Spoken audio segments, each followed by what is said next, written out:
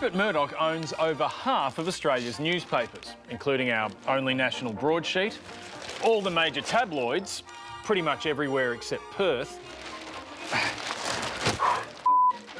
heaps of local and regional mastheads, and one of the most popular news websites.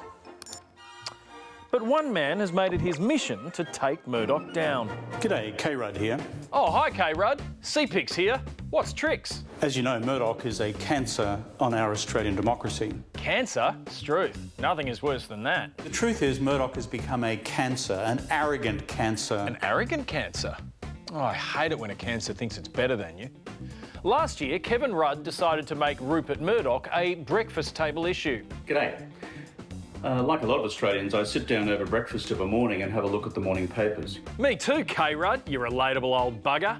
The Murdoch media empire, it's a cancer on our democracy. Yeah, you said that, but I'm just a normal human having a normal breakfast meal. What can I do about it? It's time to act. 250,000 Australians have already signed our petition demanding a Murdoch Royal Commission. Please add your signature today. Rudd never got his Royal Commission. But his point that having Rupert Murdoch own so much Australian media means that instead of answering to voters, Prime Ministers must first answer to him. And he knows this because that's exactly what he did. Fly to New York and show Rupert who's boss. Rupert. Kevin Rudd, ahead of the 2007 election, who made a special visit to see Murdoch in person. The Prime Minister squeezed in a dinner date with Rupert Murdoch. Julia Gillard talked to business leaders, including Rupert Murdoch. Malcolm Turnbull also courted Murdoch. Australia's most powerful politician and its most influential newspaper owner dined for 2 hours without advisers. Psst, Rupert, I'm not wearing any advisers. So who is responsible for giving one man all this power? Well, it turns out it started with a decision made in the 80s by Paul Keating, which was meant to curb the power of Rupert Murdoch and Kerry Packer. It was Paul Keating who produced the circuit breaker, but cross-media rules would prevent them from owning a television station and a newspaper in the same town. As Keating put it, they could either be the Queen of the Screen or a Prince of Print. Or a Raj of radio. Murdoch said, I'll be the Prince of Print then. And Keating said, certainly, sir. One diverse media landscape coming right up. In Australia, Rupert Murdoch's print monopoly was handed to him by a Labor government in the 1980s. Then Treasurer Paul Keating approved the sale of the Herald and Weekly Times, which helped consolidate Murdoch's ownership of newspapers in the majority of Australian states. The general result is, I think, a much more diversely owned media. Well, I don't think it, it's a matter of fact. And Murdoch has been doing Australia slowly ever since. The Howard government diluted the laws in 2006 to encourage media diversity.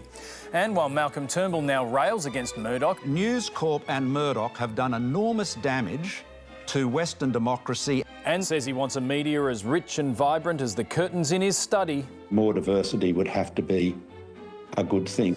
In government, he also weakened media ownership laws and once said Rupert Murdoch was the most normal media tycoon he knows, which is a totally normal thing to say. And every time the issue came up, the justification was the same. New technologies like pay TV or the internet would deliver so many diverse opinions, the laws were obsolete. Rupert Murdoch wants to add television to his newspaper empire, and Kerry Packer wants a newspaper chain to go with his television network. So what they're saying is that cable televisions, all of these new media are going to offer such an enormous range of choice to the viewer. Yes, pay TV delivered such an enormous range of choice. Now Murdoch's newspaper columnists also have TV programs. Every time politicians have weakened ownership laws in the name of media diversity, the opposite has happened. The largest media proprietors have tended to be the financial beneficiaries of these law changes, and the Australian public have been the ones that have missed out, if you like, because it has led to further consolidation of the news media that has been available to them.